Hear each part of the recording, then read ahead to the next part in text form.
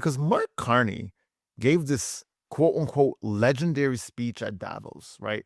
Where it's about the middle powers and we're not going to allow for bullying and people need to stand up to the bullies. And in the same time, he is just lined up with America again. And I found it so difficult to understand. Like, I've contemplated talking about this issue for days before bringing it up because I was just so confused as to what Mark is doing. Like, I don't get it because he's trying to say that Canada is an independent nation and we need to do what's good for Canada. I don't see how anything in Iran is good for Canada. I don't see it. I never heard of Iran attacking Canada.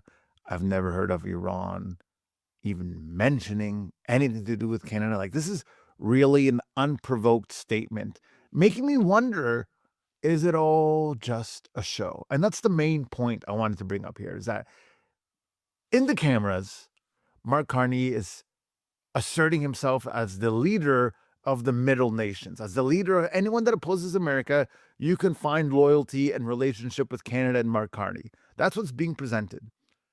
But on the issue of war, for whatever reason, or the issue of a quote unquote operation, or whatever the term is, there is no hesitation in fully aligning with the United States. And that I find really telling, that perhaps we are all being told a bunch of hype.